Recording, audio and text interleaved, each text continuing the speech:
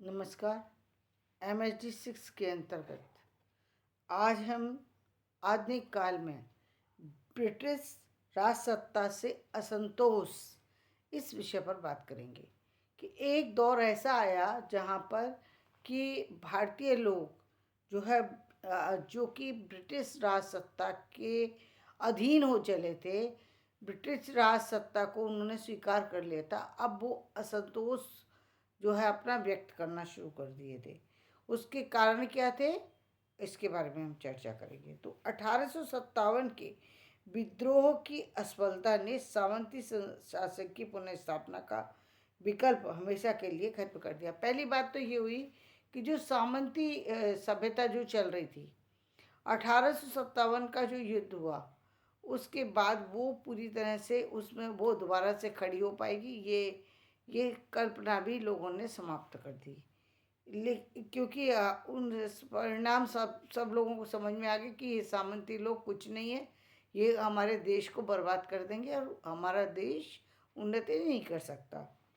लेकिन इसी दौर में परिस्थितियां नए ढंग से सामने आ रही थी, जिसने 1870 के बाद नए राजनीतिक उभार को जन्म दिया, जिसकी परिणति 1885 में कांग्रेस की स्थापना के रूप में हुई।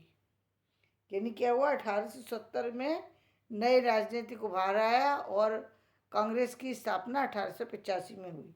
15 वर्ष लगे और इसमें कांग्रेस की स्थापना हो गई। इस दौर की उस विशेष स्थिति पर रोशनी डालते हुए श्री देसाई लिखते हैं, 1857 के विद्रोह के परवर्ती काल में किसानों का असंतोष लगातार बढ़ रहा था, और क्योंकि ब्रिटिश शासन में अधिकाधिक विपन्न होते जा रहे थे, और इसी के बीच में जो किसान लोग जो थे वो अपना असंतोष कहीं ना कहीं व्यक्त करने लगे, जो कि ब्रिटिश शासन से परेशान थे। का भू राजस्व और लगान के बढ़ते हुए बोझ का उन पर बड़ा बुरा असर पड़ा। उनका सबसे बड़ा का समस्या ये थी कि एक तो वो भू लगान यानी जो संपत्ति पे लगान लगाने लगे, और दूसरे जो कर की व्यवस्था जो है वो लेने उसके कारण से उन पर बुरा असर पड़ने लगा। 1870 तक हस्तशिल्प और कारीगर उद्योग पूरी तरह खत्म हो गए, और जो हस्तशिल्प था और जो कारीगर उद्योग थे वो भी मशीनीकरण से एक तरह से वो बंद होना शुरू हो गए, जिसके चलते हुए कृषि संकुलता बढ़ी। इसके कारण से लोग जो है वापस से कृषि की तरफ चले गए। 1870 के कृषि संकट के फलस्वरूप किसानों की स्थिति और भी बुरी हुई।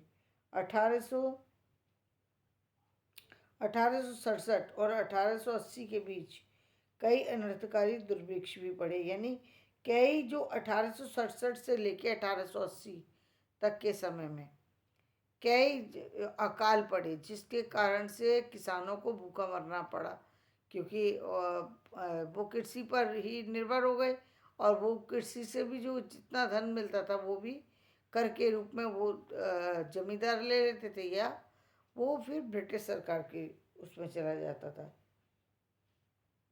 दूसरे अफगान युद्ध के वित्तीय बोझ और 1877 के असंयत अतिव्यापी भव्य असंतोष का रोष बढ़ा ही था, और साथ ही साथ उनके अंदर जो अफगान युद्ध से जो वित्तीय बोझ, यानी धन का जो बोझ, अफगान से युद्ध जो हो रहे थे उससे धन का जो बोझ पड़ रहा था, उसका प्रभाव तो देखने में बार बार आ ही रहा था। विक्टोरिया को भारत साम्राज्ञी घोषित कर दिया गया, और ये मान लिया गया कि ब्रिटिश जो है वो उसमें रानी विक्टोरिया ही जो है वो अब सत्ता को संभालेंगी। लोगों का असंतोष रोष बढ़ा, खासकर इसलिए कि दुर्भिक्ष और भुखमरी का जमाना था। फिर 1878 में वर्नाक्युलर प्रेस एक्ट, जो भारतीय प्रेस की स्वतंत्रता को रोक लगाने में के निमित्त पारित किया गया था, ये भी प्रभाव किया। अब क्या हुआ, जो भारतीय इंडियन प्रेस जो जिसमें जो थी उसको बंद करने के लिए जो वर्नाक्युलर प्रेस लेकर के जो आए, उसका प्रभाव भी समाज के अंदर देखा गया कि प्रेस के जो भारतीय प्रेस के बंद हो जाने, भारतीय प्रेस की जो स्वतंत्रता थी उसको, उसमें कहीं ना कहीं बाधा पहुंची। यानी जितना काम जो प्रेस भारतीय प्रेस वालों को मिलता था, अब वो पूरी तरह जो है वो वर्नाकुलर प्रेस की तरफ चला गया।